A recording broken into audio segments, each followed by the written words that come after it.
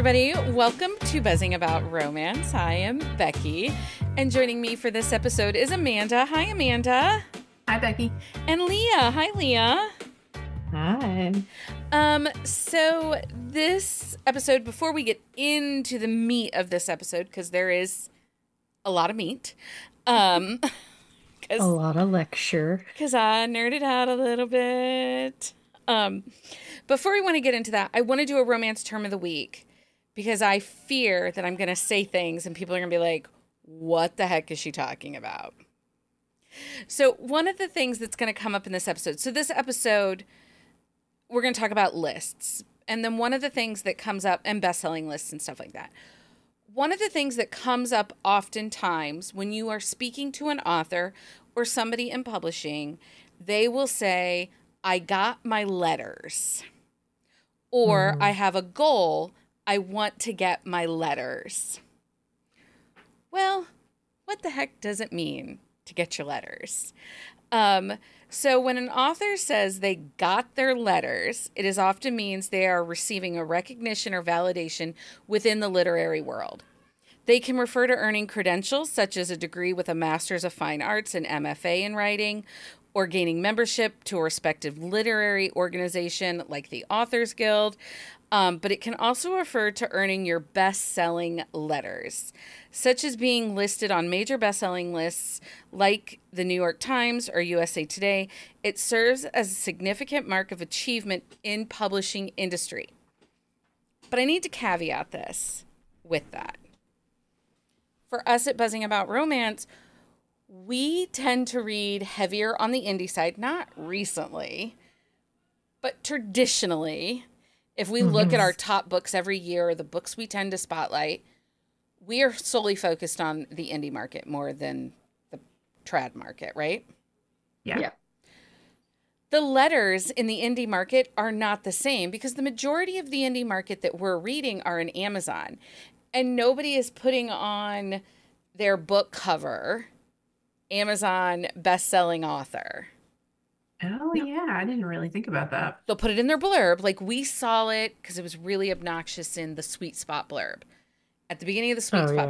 Yeah. Amazon... It's like a new thing that they've been adding, too, recently. Well, I mean, I get it. It's an achievement. Yeah. It I mean, is, but why especially does if it you're have not to getting be recognized by, the other lists because you're an indie. This is true. Well, and we're going to talk about that. We're going to talk about how all these lists work because, as we know, it is now near impossible for an indie author to make a list. Yeah. Unless you have a distribution contract. And I will say, I don't believe authors with authors with distribution contracts, in my opinion, should no longer be considered fully indie. They are now hybrid. Hybrid. Yeah. Because they are not dealing in the same world as someone whose books are fully indie. Yeah. Yeah. Well, and I mean, honestly, the minute you get paid by a publishing company, you're not an indie author anymore. Like, no, you're not strictly indie anymore. Like, as soon as that, like, money comes in, whether it's a deal or royalties, like, right off the bat, like, if you sign a contract with a publishing company, you are no longer strictly indie. Well, okay, not so much so true, because if we start talking about subrights, which we did a whole episode about subrights, and because, you have authors that are selling off their audiobooks to audio distribution companies and production companies. You have authors that are selling foreign rights. But I'm saying for the like distro, like paperback distro to get your letters, like you're no longer like when you sign that contract, like it gets a little sticky. It is a little sticky. Okay, so on this episode, we're going to briefly give a rundown of best-selling lists, how they work. And we'll also talk and break down, and I think this is where we'll spend the majority of our time, the recent list published by Time Magazine, the 50 best romance novels to read right now. And I will link this article, and there's another article about the messy math of the New York Times that I will link on our On the Shelf show notes. Um, so in all transparency, no one except the editorial staff at the New York Times knows exactly how the New York Times bestselling list works. Yeah. These are highly curated lists. And this is such an important thing to remember, too, as we get into the fourth quarter of 2024 and we start to see the best romance novels I read this year start publishing in like Entertainment Weekly, or you'll see an article in the New York Times, or you'll see an article in the Washington Post or the New Yorker. Look at who the authorship of those articles are, because they are often going to lack the transparency that they are an author writing that list, and that list is going to be books that they blurbed, books that their agent shares, books their publishing label shares, and their friends. Well, and sometimes it's tough because they will use a different name than an author name. Sometimes they use their real name. Sometimes they use another pen name. So sometimes you have to do some sleuthing sometimes to find those, but it is possible. Yeah, the bestseller list or any of those like best romance novels of 2024, there is going to be a lack of transparency within those lists. Mm-hmm. And I did look to see the authors of this Time Magazine list. Mm-hmm. None of them are authors. They are all staff writers for Time Magazine. Okay. So, because I did go looking. But before we get into the Time Magazine list, let's talk about the let's talk about the bestseller list. So I touched upon it a little bit in last week's special edition episode where we talked about these first edition special books that we're seeing popping up. Yeah. Mm-hmm. So, Elsie Silver shared on her release day, instant New York Times bestseller, instant USA Today bestseller. How are they instant? They're instant because all those pre-orders count as day one sales. Yep. And there's an incentive because if you don't pre-order it, then the spines don't match. Another piece of it is, so one of the things that's been happening recent with Barnes & Noble and some other book retailers, they get their stock in early. The publisher will mail the books, the shipments out to sometimes 3 weeks early. Yeah. These bookstores do not have space to hold them until the release date. So sometimes they're being put out a week early. Those sales do not count. If they put them out in the store early? They put them out in the store early. Those sales will not count to the New York Times sales.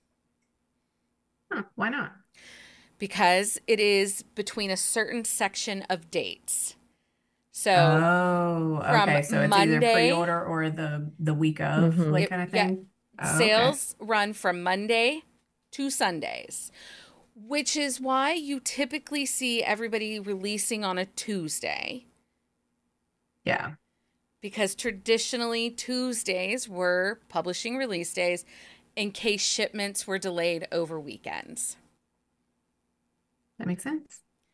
So, just a little bit of the science of that. Okay, so that's why the Sunday releases always boggle my mind. But hey. Well, yeah, because it counts on the last week. It doesn't count for the new week of sales. That's the thing. I understand a Monday release, but I never understood a Sunday release. The only thing that a Sunday release does, so some of the authors I'm thinking that do Sunday releases, like Vi and Penelope.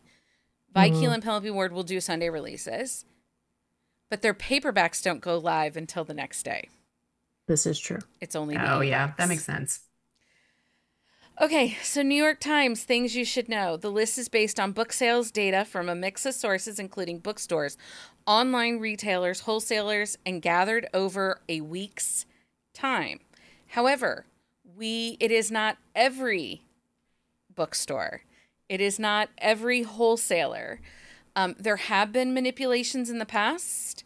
People have figured out what bookstores count and they've had their agent or publicist buy a bunch of books from that bookstore or pre-order a bunch of books from that bookstore to help get them to the list. And there is a list out there of people that, and that's when you'll see the dagger of death on the New York Times list. That means there were questionable large wholesale purchases. Yeah. Like, say, like a politician's book. Yeah. They likely get the dagger of death because there was a huge wholesaler purchase. Well, it might not have been a direct descent. It might not have been directly that politician, but maybe it was their campaign manager or a retailer that goes to their campaigning events that then sells the books at the campaigning event. Yeah. So categorization. Books are sorted into categories such as hardback fiction, nonfiction, and paperback. These rankings are compiled based on total sales, which is a lie. There's also an algorithm because they will not use Amazon as an outletted retail. Are you going to tell us Which, why? I mean, you know, because Amazon has KDP. Amazon has KDP, but also Amazon, Amazon doesn't differentiate between retail and publish, like authors ordering for like ordering their own copies. Ordering their own copies. Okay. Yeah. Well, because authors, when they order author copies, it actually goes through like their Amazon cart. Yeah. But you only get charged the author fee for it. And so like there's no differential in the way that the purchase is made. Gotcha. That makes sense. I mean, but yeah, it's leaving a large area of the market out. It is, because if you ask any author and if they look at where all of their retail sales are happening, 66% of their retail sales on average are happening through Amazon, be it ebooks, be it paperbacks. You know, I don't live in the most metropolitan of areas. My choice of buying books are like Walmart or Meijer. I think there's a Books A Million, but the last time I was there, it had 3 shelves of romance. So I'm going to order my books from Amazon. One, I get free shipping. Yeah. They come to my door. My closest independent bookstore that isn't just a used, because I have a used bookstore now in town, but my closest like new to me or new book independent bookstore is in Toledo. It's 45 minutes away, and then there's a Barnes and Noble.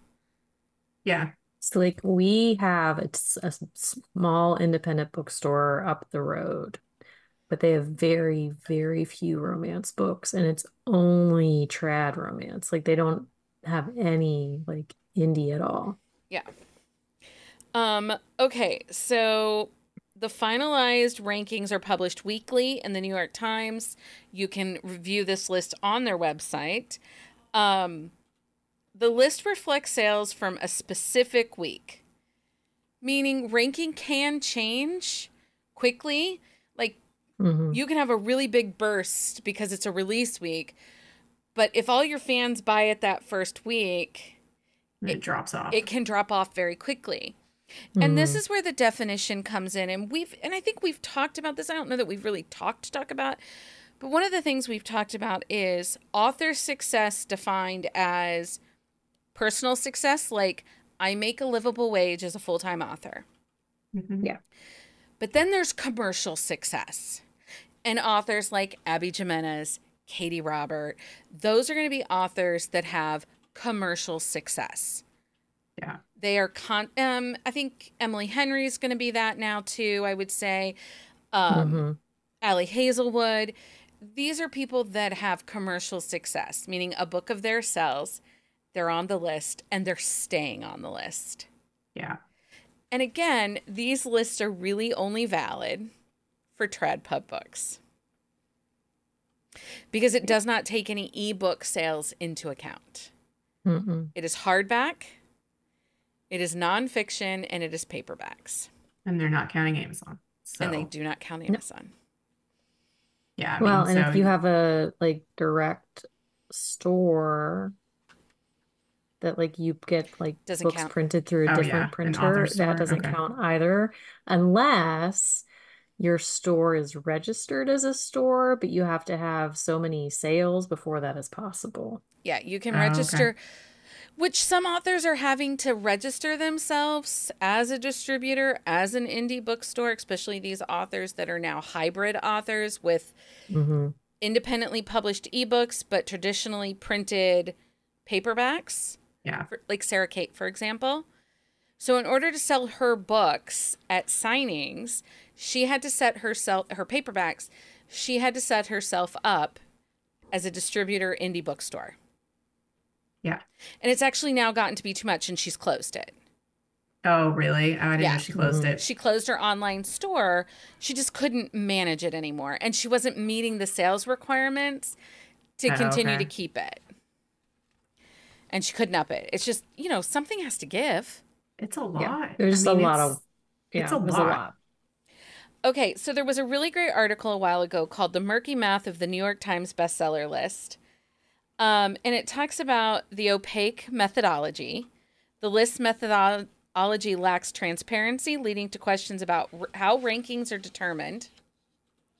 The exclusion of certain sales channels. The list does not represent the full market. It excludes data from some independent bookstores and some very large online retailers. There's also potential manipulation within the sales ranks. And I am sorry, as much as, I'm loving this current first run edition trend, that is manipulation of this list. It is. Oh, yeah. So there's concerns about authors and publishers manipulating the system through strategies like bulk purchases to boost rankings. There's also a limited in diversity. The list will not fully capture the diversity of literary works potentially underrepresenting certain genres or types of books or books written by certain people. Yeah. When you get a list and there's one person of color, not one non-white person on the list, it's a problem. And books that are winning things like the Hugo Award in sci-fi, fantasy and stuff, half the time those books are written by people of color and they are not New York Times bestsellers. Not mentioned at all. Yeah. But critically acclaimed, winning global awards. And sci-fi is a big genre. A lot of people buy, it's like up there with romance. But then the only name you see on the New York Times is Brandon Sanderson. Yeah. Nice eye roll, Amanda. I wasn't hiding it. Yeah. I have no problem with Sanderson. Like I just at the fact that that's the only, I've read The Wheel of Time. Okay, so recently Publishers Weekly announced that they're Wait, doing a bestseller list. Yeah. A little side note. Sci-fi is one of the top 5 genres of books. It is. So,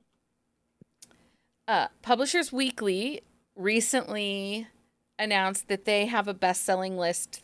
And really, Publishers Weekly is an industry insider magazine. Their list is not going to have the same effect of New York Times, right? You're not going to put Publisher Weekly bestseller. All Publishers Weekly is doing is taking all sales data that comes from Circana Book Scans, which is like the Nielsen's ratings of books. Oh, okay. It tells you how many units of a book sold. And it's only physical copies. But they're using all data, including online retailers. Nobody's including that. So this is going to tell... Oh, it does... I'm sorry. Publishers Weekly is including digital formats in their list. Oh, okay. So it's a more...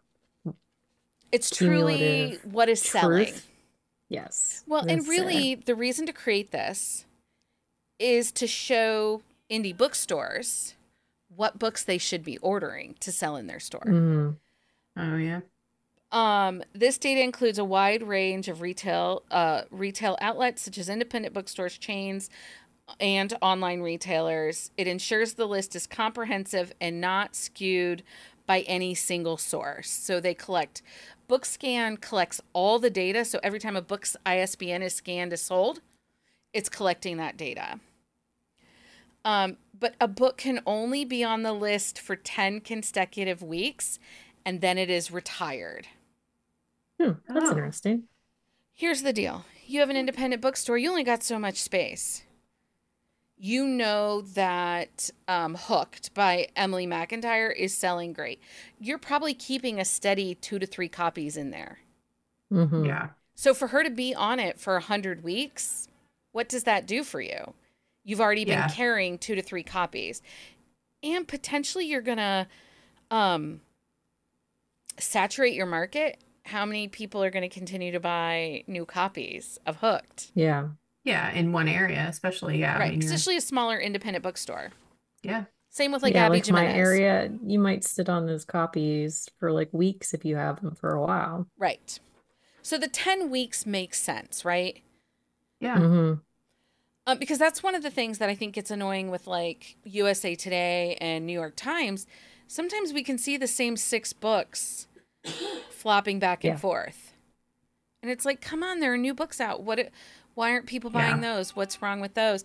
I remember it being very frustrating when I read exclusively in the library before the indie market kind of exploded. I would use the best-selling list to help me figure out what the new releases were. Like, did I miss a Julie Garwood? Did I miss a new release from this? So to have the same 7 books constantly on it, it doesn't necessarily help you buy new books. Yeah, I did the same thing.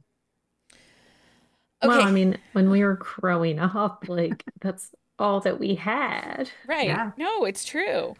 Like I looked forward to the list every week to see like what was coming, like what was doing good. And if it was a bestseller, it was worth like spending the money on the hardback sometimes. Yeah, exactly. Right. Well, and like think about like Harry Potter, which we all know, whatever.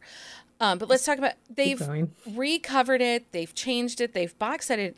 And every time a new copy of that comes out, it goes on the bestseller list. Retire that shit out. We got it. Everybody loves that book. It's great. Yeah. I mean, that makes sense. So if the publisher's weekly, so does that take that into account? It does. So once it's there, it never comes back? Yeah, once it's been, even if it's just getting sales because there's a new copy or a special edition out, once it has been 10 weeks on their list, they retire it. I mean, that's good. I mean, it gives you a chance to see other things. Yeah, well, and again, because this is a tool that's being used by bookstores. Okay, so the Washington Post bestsellers, that list is now gone. It was discontinued in 2023. The Washington Post stopped publishing its original bestseller list because they transitioned to a new system that relied on data from Amazon charts and Nielsen BookScan. Remember Washington Post? I think it's owned by Bezos now. I think he bought that up. Oh, yeah. I think he might have. The decision was partly driven by the need for more comprehensive and accurate data that reflects both print and digital sales, including Kindle Unlimited reads, which previous system based on only Nielsen data. It could not fully capture how a book was actually selling. These changes also align with the fact that the Washington Post is owned by Amazon CEO Jeff Bezos, making Amazon sales data more accessible and relevant to their list. So they just discontinued it. They just stopped making a list. Which honestly, like in hindsight, like that probably was the better choice for them. But they do print the Amazon charts in their newspaper. In the Post. Yeah, but it says Amazon on it. It does. It's not like it does. So the USA, they're doing that right. The USA Today bestselling list. It used to be the easiest place to get your bestselling letters because it would capture ebooks and paperbacks together for the total list. But in September of 2023, it might have even been April of 2023. In 2023, they halted their list. The reason they gave is that the lady who had been doing it for 26 years retired, and they didn't know what the new list was going to look like. I'm calling bullshit. I call bullshit too. I'll be right back. Okay. February 7th of 2024, however, they did make some changes. They brought the list back, and they no longer have an ebook only bestseller list. And this is a big deal for self-publishing authors. It's easier to sell 5,000 plus ebooks in 1 week than it is to sell 5,000 hardcover or paperback books in 1 week. For decades, traditional publishers were the gatekeepers of the publishing industry until Amazon came along with Kindle Direct Publishing. And this allowed indie authors the opportunity to self-publish without a big publishing house. It changed things, and these old guards didn't know how to deal with it, and they still don't. So now they've decided we're going to be bigger gatekeepers. We'll build a bigger wall. I guess I'm just still so surprised that they don't know how to deal with it. Like, it's been years, people. We're going to get into that. We're going to get into it, though. We're going to get into it. Hold on. Okay. So I didn't read any of this because I was like, I want Becky to educate me. So the playing field was leveled originally with the USA Today, but traditional publishing didn't like it. So Amazon was taking millions of dollars of their profits on top of that self-published author. Didn't need Big Pub anymore. So what does Big Pub do? They campaign to these bestseller lists and say, let's curate them tighter. Build the wall. Oh anyway. God, why would you say that? Because publishing is a very conservative market, and they are doing everything they can to keep people out. They do not make themselves accessible. And that's why there is a level of elitism that comes from authors that are like, I'm traditionally published. There's also a level of elitism that comes for these people that are constantly like, well, my books are now in bookstores. Or the readers who say, I'll only read books I can find in my Barnes & Noble. Fuck you and your Barnes & Noble. And indie bookstores are some of the biggest gatekeepers. Well, yeah, but I think it's so funny when people are like, I'm only going to shop at Barnes & Noble because Amazon's the worst. But it's like Barnes & Noble was the worst like 4 years ago. Barnes & Noble was the worst in all of the 90s. I mean, I know that Amanda knows this. Remember, like they would come into towns, close down the indie mom and pop bookstores and newsstands. And I mean, it drove Main Street newsstands out of business. Yeah. I didn't grow up with a Main Street, so I don't know what that one's like.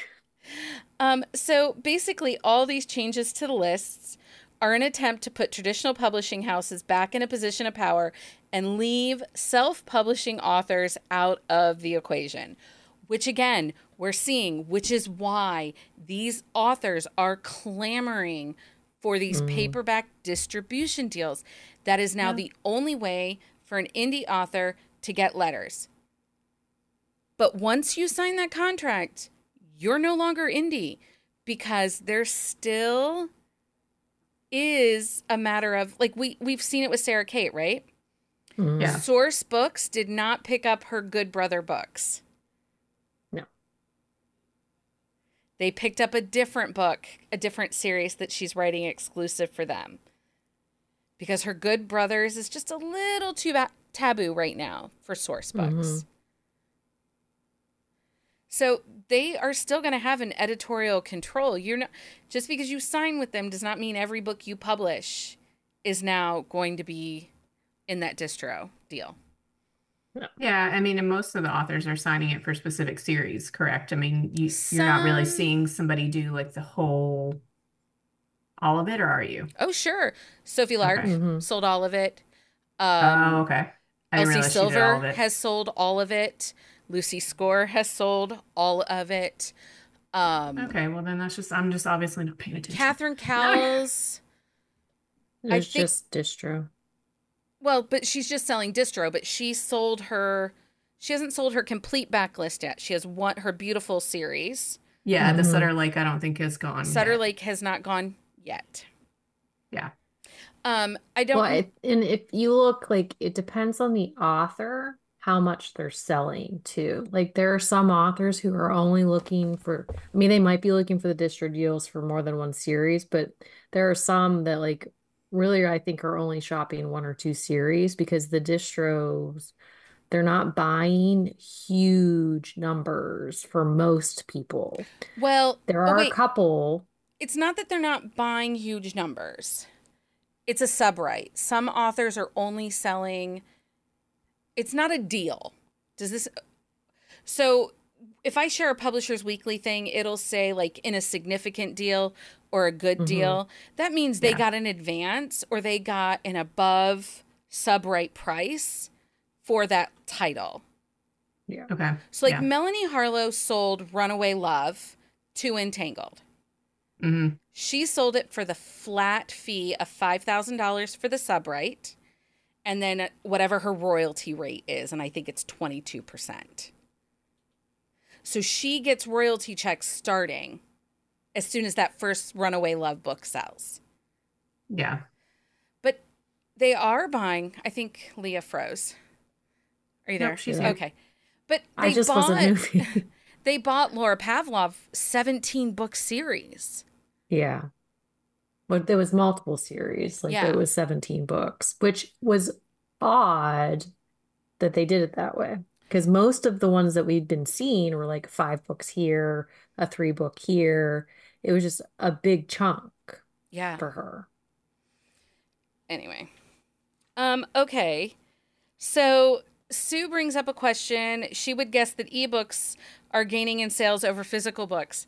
No. No. Right now, oh, and Jenny answers it. Physical books are back to it was coming very close in 2021. At the end of 2021, it was a discrepancy of like a +6. Like I think it was 56% of all books sold were physical books. Hmm. Yeah. It was almost 50-50 like in 2001. But at the end of 2023, it had gone back to 66% of titles sold were paperback. Yeah. And I'm not surprised, especially with all these distro deals and special editions and yeah. And I think that I've said this before. There is a level of classism to owning books. If we look back in history, the high class, the higher echelon of society are the ones that own the books, own the libraries, other than the religious cultures and people. The average person could not afford a book. Yeah, that's And true. so book consumption, having to buy the paperbacks, and I say this as I have walls covered in books, the consumptionism of books is a status symbol. And I think even younger generations who are more like the iPad generation, the tech heavy kids, they want the physical books. My girl child has a Kindle. She has an iPad. She has a phone. She likes her physical books. Yeah, I mean, I've always had physical books, but I lost several in a hurricane years ago. And for the longest time, I didn't build it back up. And I didn't really start doing it until about 2022. Yeah. And now I have them everywhere. So Well, yeah. but a lot of these people that are buying physical books, that's how they're reading them too, Yeah, that's though. true. And I Like don't. I have stacks behind me, but I don't read them. Like they're just pretty on my shelves. And that's something too. Like it's not that the ebooks and the e-readers are going away, but more people are actually reading the physical books again. And like there was a boom where True. less people were reading the physical books. But it's like one of those like novelty things where the e-readers were new and like Yeah. different. And so I think that's part of it too, is like people are going back to that physical like hold when they're reading. Yeah. I read faster on my ebook than I read a physical book. Oh Same. goodness, it takes me like twice as long to read a paperback. Yeah. It's the worst. Okay, so we talk about the list. We're going to talk about now, we've talked about bestseller lists. Those curated top lists that are going to come out here in the coming months. They're bullshit. Don't read them. They have zero value. Yeah. But now I want to talk about the Time Magazine 50 romance books to read right now. And what we think doesn't belong on this list and ones we think were overlooked. Now, again, I will link this article on our On the Shelf show notes. We are not going to go through every book that was listed because there are 50 of them. But there are some highlights. It's the timeless stock, right? Yeah, it's the timeless stock. Okay. Yeah. Yeah, Leah's bumping in here a little unprepared. I didn't even know. I'm prepared. It's been a long week. It's fine. It's Just fine. ignore me. Okay, so the list itself. There is not one indie published book on this list. The only one, I guess there are technically two that were originally published as independent but have been picked up since. And I mean full rights picked up. So Icebreaker by Hannah Grace, originally indie published, full rights picked up. That is a fully trad pubbed book now. The other one is Get a Life, Chloe Brown by Talia Hibbert. Again, that was originally a full indie published book. I think it sat for 1 week as indie published, and she sold it off to, I think it went to Berkeley. I think so too. Every other book on this list is well, technically Pride and Prejudice is an indie published book that got bought by a publisher. But okay, that's the other piece in this book on this list. So let's talk about the list. First of all, let's start with that. The old books. There's some dated books on here that they had in here. There's some really dated books on here. There are. Cecilia by Frances Burney, Pride and Prejudice by Jane Austen, Friday's Child by Georgette Heyer, The Price of Salt by Claire Morgan. I mean, you can leave Loretta Chase alone. I just think that the classics, anything published previous to 2000, well, maybe 1990, anything because Indigo by Beverly Jenkins is on here, and that book holds up, and that book is well done. Yeah, Jewels of the Sun was 1999. Miss Bev, so it's Miss Bev. But I think before like 1900, like it's kind of yes. It just doesn't fit in this world. Because that's the thing, like the classics, they're classics for a reason now. Like they have an entire classification. Yeah. And Casey McQuiston is not the only author in the entire world, or Alexis Hall. They are not the only authors in the world to write queer romance well. But you would think that they are because they're the only ones that really ever get talked about. Well, I guess TJ Alexander is on here, and they are exceptional. I do like their books. Casey's books are fine. I think Alexis Hall books are fine. But I think that there are better representation, that we don't need to see these names. And I think that's the big thing with this list that was my... Xenia by Rebecca Weatherspoon is also an indie published book that got picked up. It might not have gotten picked up. That might be a full indie. Yeah, I thought it was still indie. I didn't think it might be full indie. I might be wrong on that one.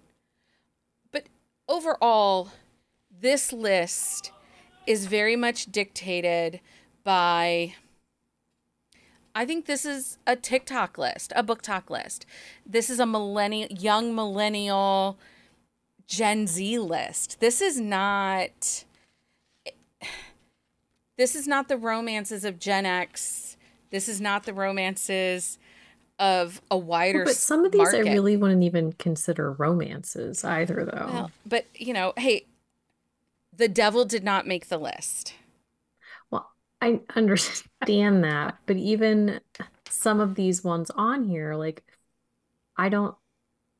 Well, let's talk They're about like romance adjacent. So let's talk about the names that are left off this list. Even if we don't have a specific book for them, let's talk about some of these cornerstone authors of current romance that are left off this list.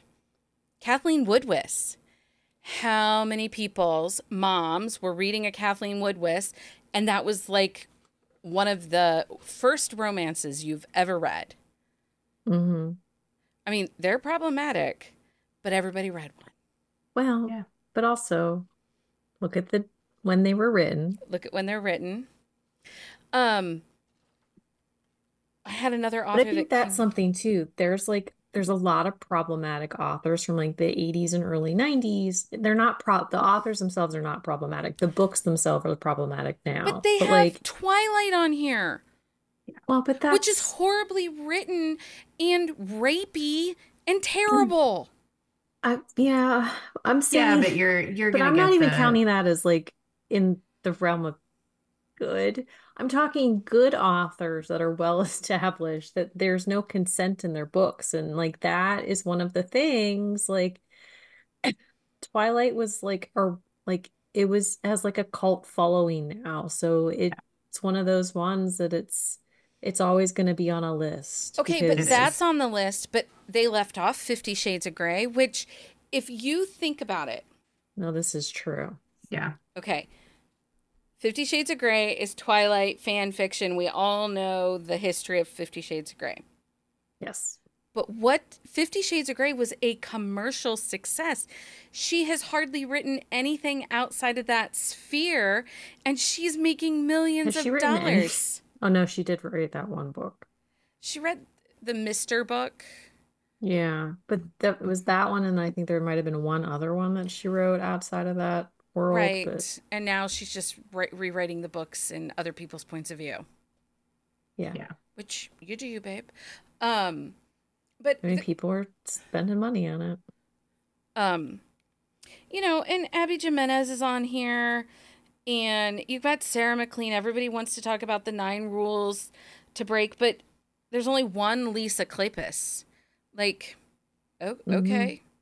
There's Well, but even one like there's Nora one Beverly Roberts. Jenkins. There's Like only yeah. And the there's Nora no like Roberts they Eloisa picked, James. no Eloisa James, and the Nora Roberts they picked. It's I get it if you're because if you're leaning into where the paranormal stuff started, like that is one of her earlier where she gets a little mystical. Like that's like the second trilogy that she wrote before she started getting into the mystical like But that's kind not of one of her stuff. better books, though, is it? It's that series is really good. This third book in that series is probably one of my favorites, but they don't have any of her romantic suspense. Like, There are no romantic suspense books on here. right. And if you want to get into a trilogy of Nora Roberts that's really truly Nora Roberts, go with the Black Dahlia, the ones with the flowers, like the Red Lily and Well, but that's the 3 even in Yeah. women. that vein, like they picked Anthony's book for Julia Quinn. Like, if you're gonna pick a Julia Quinn book, that is not the book to go with. It's really not. Yeah. It just this it It befuddles confuses me. me. This list Yes. befuddles me. Well, and we got Beverly Jenkins and we got Jasmine Gilroy, but again, Jasmine Gilroy, meh. They're lower steam fade. I mean, I don't know. They're not really. They're like Emily Henry. They're like not true into the depth of romance. We did get one Brenda Jackson book, but Brenda Jackson, her her brand is her Harlequin books. Yeah. Mhm. And it's not a Harlequin book. Um who wrote the list? The list was written. Okay, I can tell you who wrote the list. This project is led by Lucy Feldman, Annabella Gutterman, Megan McClaskey, and Meg Zucken, with additional writing and reporting by Judy Berman, Shannon Carlin, Matea. I'm going to butcher that. I'm not going to even say. Anyway, I'll link. It's at the bottom of the Yeah. article. But they were all, you said they're all like Times, They're they all all work for the Times. staff Yeah. writers, staff researchers within the Times.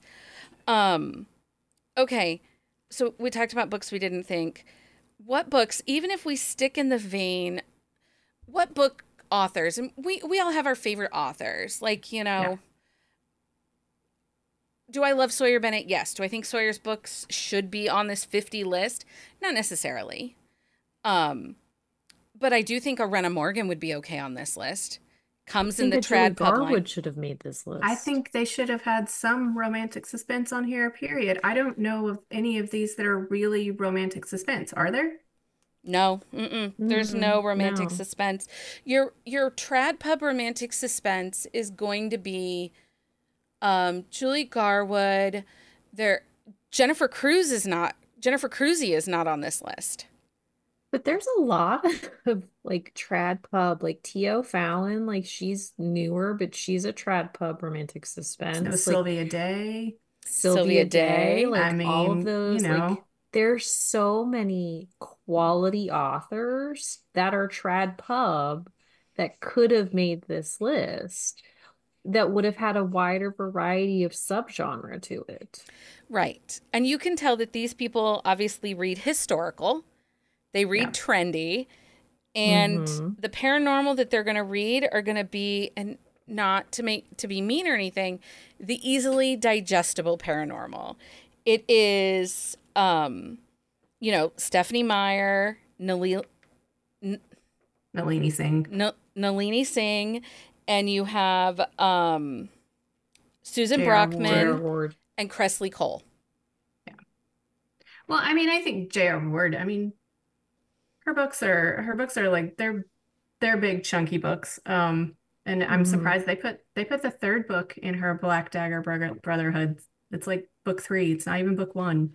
Well, but Like, I think that they were saying like these are the best within the series because the Talia Hibbert book they picked is not, and they yeah, went with the Bride Test by Helen Hong and not the Kiss Quotient. gotcha. Yeah, which you would Okay, have so they're saying, all honestly right, like yeah, I you got it. would have thought they would have went with the Kiss Quotient because that's the more recognizable one by Right. her.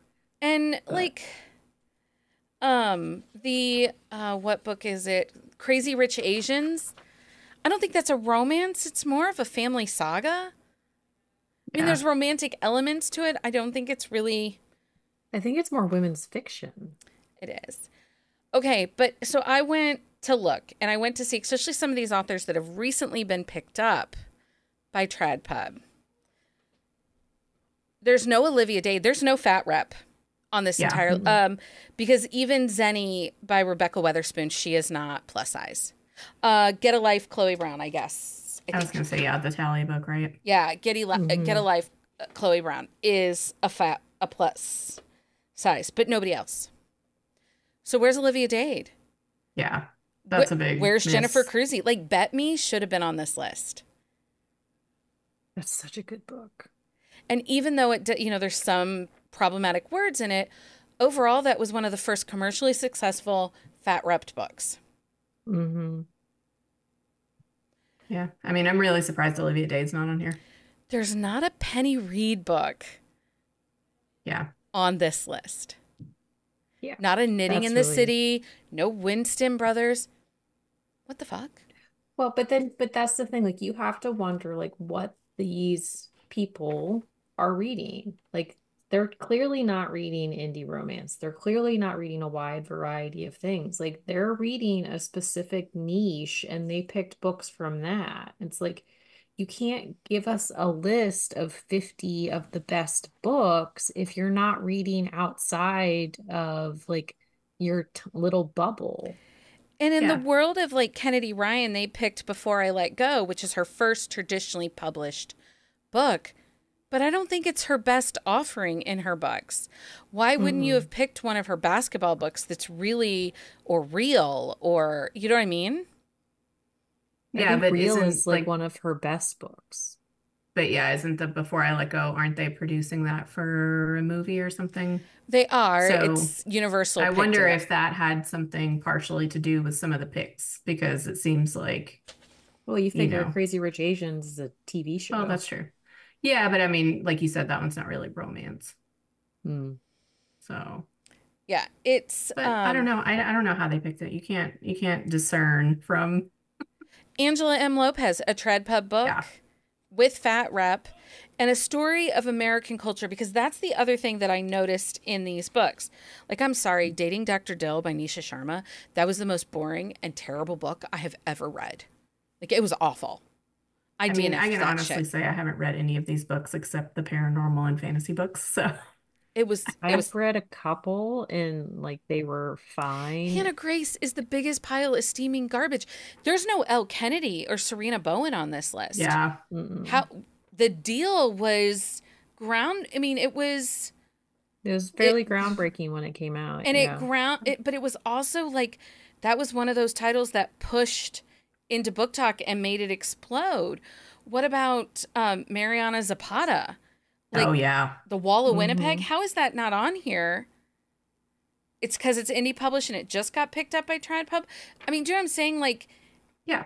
these people, I don't know.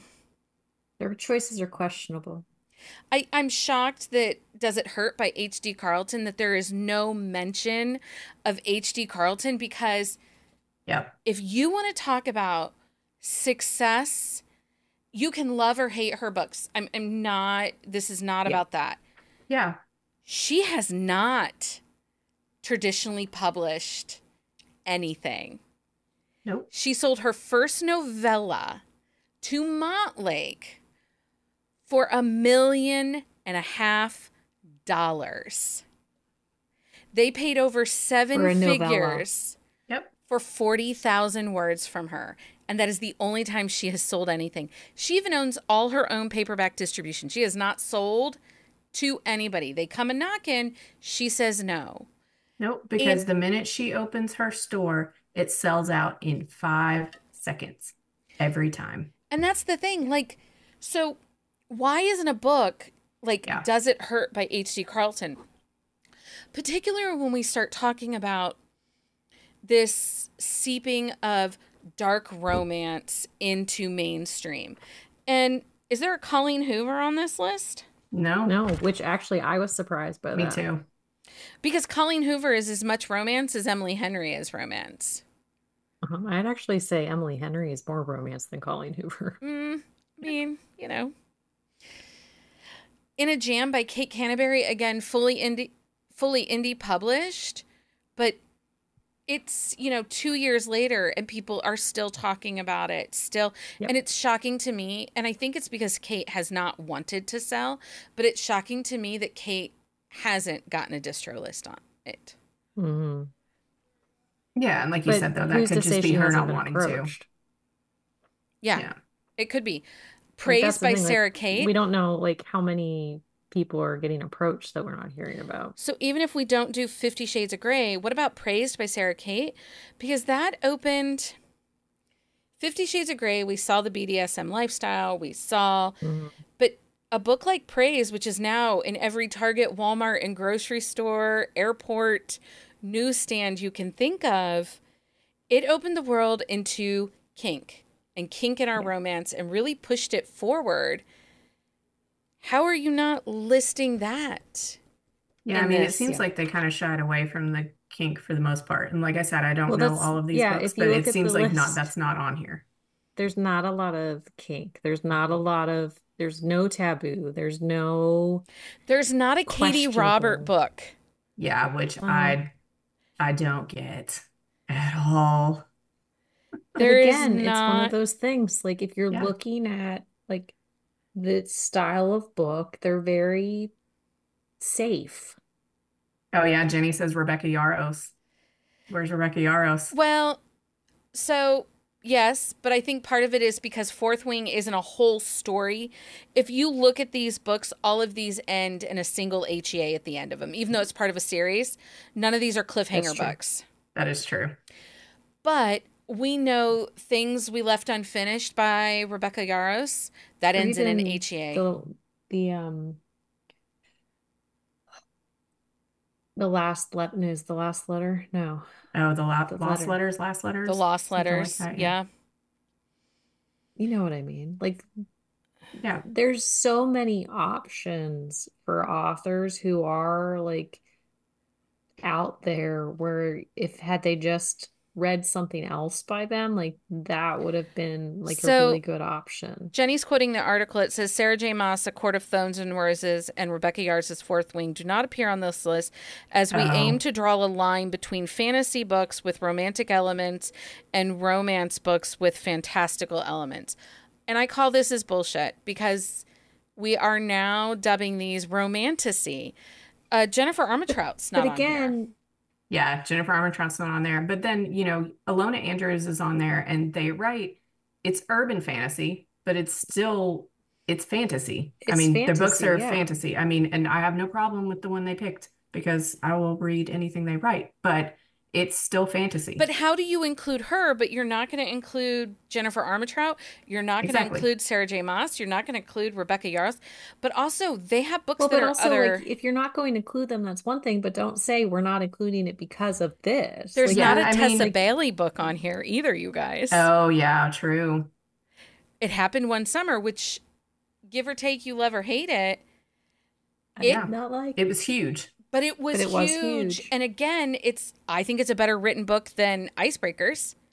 Oh It's yeah, better. I loved It It Happened is One a Summer. So well-written book. I just hated the story. yeah, I liked it. So I mean, I mean, I'm surprised. I queer like book two better authors, than I like the Tal first one. Bauer, Eden Yeah. Finley, Saxon James, Max Walker. Max Walker. Yeah. Where are the representation there? Yeah. Because, yeah, there's some dudes on this list, but the queer people that they picked, there's 2 non-binary people. Mm-hmm. I guess all 3 are non-binary. Casey McQuiston, Alex Hall, Alexis Hall, and TJ Alexander are all non-binary. So, Yeah, I mean, if you're sticking with traditionally published and you're trying to have that type of representation, like I don't see how Tal Bauer doesn't make the list. because he's indie published. Because Mm-hmm. they're Oh, snobs. Max is indie published. that's true. Yeah, okay. But yeah, I mean, it's how they said they draw the lines, and I get it. Like they obviously took, a historical section, a paranormal section, and a contemporary romance section, and left mostly everything else out. Threw in a couple of, Mm-hmm. Yeah. Different But ones that's the here and thing, there, and they left so many good books and good authors, even just trad good books and trad good authors, like on the table, and put people that are not as deserving because their books are not that great. Like they're editorially not good. Like the story is fine, but like yeah, the book itself is not structured well. So I do think we have to come back as a podcast and create our own top 25, top 50 romances. I mean, we've talked about our gateway romances. We've talked about how Yeah. we got here with the books we've read in the past. But I think that we need to come back and kind of create our own little starter pack of romances, because that's basically what this list is supposed to be. Like, these are all Yeah. really safe choices. These are all really easily accessible books. So even if we pick books that we know will be in libraries, I do think that we have to come back and provide a more reader. And because Jenny shares it in here, is that the writers of this article began early 2024 by speaking with booksellers, editors, authors, and industry experts. So oftentimes what these lists are leaving out are the readers, the people that are immersed. And I venture to guess that if we started asking influencers, especially some of the influencers that are true book influencers, not just large following that give book recommendations. But if we start looking at some of the real book influencers, like Rachel Fitz or Fit Rachel, Fit Teacher Rachel. yeah. I mean, if we start looking, there's Danny, there's a couple others. If we start asking them, I bet they would be like, yeah, that's a great list, but I really think these would be better on this list. Yeah. Mm-hmm. Because those are not the industry insiders this article asked. Yeah. Okay. Now that we've talked about that list, I promise we'll be back sometime in the next couple months with our own top list. And we've also stopped looking for best-selling bullshit on book covers, because bestseller does not mean good. No, not anymore. No. Okay, so guess what time it is? It's that time for book Book of of the week. It's book of the week time. Leah, what's your book of the week? Let me tell you, I had a rough reading week this week. It's it's been a couple weeks. But I actually went diving back into Aaron Nicholas's backlist this week because I really needed just books that I knew that were gonna satisfy me. Like, so I did like a, a multi-read today because like I said, it's been a long week. I had a ton of work to do. But I was reading her some of the books that she's redone. So I was in the Bad Boys of the Bayou series. Sh they had been published previously, and she kind of recreated a world with this whole series, and she moved them like all to Bad Louisiana. And so you get little snippets of like her New Orleans series and Autre and all that stuff. But yeah, they're fun, comfort, easy reads. Yeah, and her next book of Erin Nicole, I think we get another someone out of the Bad Boys. It's called Royal to Rags or Rags to Royal, I Rags to think. Royal. But he's the royal and she's, yeah, so Yeah, she ditched him. wow. He's been pining. He has been pining. I'm very excited for that. But yeah. But it was nice to like kind of visit this world and they're all standalones, but it was just they were Nice. nice, easy, like mental like refreshers for me. Nice. Amanda, what's your book of the week? So my book of the week is A Kingdom of Flesh and Fire by Jennifer L. Armentrout. That is book 2 in the From Blood and Ash series. I've finally started it. I am down this rabbit hole. You're never coming out. So yeah, probably not. The first book, there's a lot of like unanswered questions. You're getting a lot of setup, and then like they really start like bringing all of the answers out in the second book. And I mean, I get it. I get why people are completely obsessed with the series. I mean, Poppy and Castile are.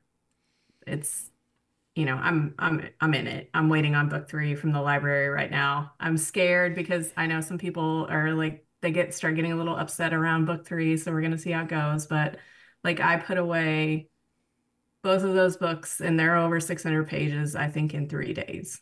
So Oh It's a lot of my. book. I'm in it. So we'll see how it She's goes. never coming out of the No, fantasy world. no, I'm No. I'm very much in my fantasy paranormal. I mean, it is. I'm We'll see you there. in like 3 weeks. Yeah, probably the rest of the year. Probably the rest of the year. Her list at the end of the year is all going to be like romantasy, Tessa Hale. Yeah, you're gonna have like my first like few months of the year. It's like my Aurora Rose Reynolds and my Jessica Prince, and then you're gonna roll like like the complete There's a hard opposite. left. Yeah. She goes left. Um, okay, so my book of the week, and I'll be really honest, if it's not podcast prep and it is not work prep, I probably am not reading it. But I Yep. did do some prep this week because Thursday night of this week, August 15th, I have a happy hour with the second set of authors, the second set of 3 authors from the Bang Brothers series, the hockey series. Um, I'm going to talk with Gina Azzi, Catherine Fox, and Kelly Jameson about their Bang Brother books. I guess that's the better way to say it. Anyway, my book Yeah, of the that week. was a really roundabout way to get there. My book of the week is Light 'Em Up by Kelly Jameson. It is book 5 in the Bang Brothers multi-author series. This is actually the story of Annie Bang. She's a skating coach for the New York Bears. And one of the players that's just been traded to the team is Logan Coates. And there's some bad blood. He sent her brother to the hospital with an injury. And so there's some hate and some anger and a mama getting involved. Uh-oh. Their Um, mama's their mama's fierce. but I really am enjoying these books and I'm excited to dive in. I've never read Catherine Fox before, so I dived into that one a little later this afternoon and I'm excited to read through that and get to know her as an author. Because, I'm always excited about a new to me author. Hmm. Yep. Um, okay, so that's my book of the week. We don't have any Patreon updates. Patreon swag packs are out. No swag pack is the same. No two swag packs are the same. They're packed full. They are super sized. Have you guys gotten yours yet? Not yet. I saw the tracking. Opened it today. And I think it's tomorrow. It is super sized. It is super sized. So it's just everything. We've been doing swag packs for 2 years. And so I mixed things up and sent out stuff that we've had for the last 2 years just to kind of give everybody a refresh. Maybe you got Marie Johnston chapstick and some stickers. Talking about the hot commodities. So those went out. Anyway, make sure you come back here Wednesday night for our discussion of The Next Best Fling by Gabriela Gomez. I am halfway into this audiobook. Well, actually, I have like 2 hours left of this audiobook. Guys, there's so much in this book. It's single point of view. I'm so excited for all of us to read it. I cannot wait to talk about it on Wednesday. If you are reading it right now, please stop into my DMs and let me know what you think and how's your reading going. Because nobody's reading it yet, and I have thoughts and I have things to rage about and to talk about. I'll be reading it tomorrow. So there are those things. And then we're back next Sunday night with our back to school episode. Yes. Yay. I don't know exactly how it's back to school. I think we're going to do some teachers, maybe some students, but not student teachers. No. So we'll be back with our back to school episode next week. And you can currently find a list of books for our upcoming Wednesday episodes on our website. And don't forget to follow us on social media for more updates. Join our community of romance enthusiasts. You can join our free tier on Patreon, or you can join our Discord to get all the information. Sign up for our newsletter. Leah sends it out every week. Sometimes I don't even have to remind her. She does it. I did forget this week, but I sent it yesterday. I did. Well, because on Friday I was like, oh crap, I forgot to do that. I need to do that. I usually have like reminders pop up, but I didn't this week. And then like Friday was a hellish day, people. Well, and I had Balloon Fest here in our area, and I volunteered all day yesterday at the Balloon Fest, so I never looked at my phone. And then I came home, and I'm like, Leah sent out the newsletter. Yay! It was not as padded as sometimes it is, because I was like, I don't know what needs to go in here. So I got all the important things and things that I remembered that needs to go in there. But hey, it's okay. Well, that's why we send them out every week. And if you're enjoying our Sip and Discuss episodes, we actually are going to be in this next newsletter asking for some help for November. But we'll tell you why. There will be a post and then in the website. So make sure you subscribe to our newsletter so you can help us with November. If you loved this episode, please leave us a review on your favorite podcast platform. Share it with your friends and support us by bringing more. Oh, this is your way of supporting us to bring you more exciting content each week. I don't know. Hey, thanks for hanging out. Thank you for letting me nerd about bestsellers list. Thank you. We enjoyed it. The information. I did. Until next time, everybody. Happy reading, everybody. Find us on Instagram at buzzingaboutromance or on Twitter at buzzingromance. If you like the podcast, please leave a review. If you'd like to support us directly, join the Bookcase and Coffee Patreon and receive exclusive content only available to Patreon members. Check out bookcaseandcoffee.com for our on-the-shelf show notes.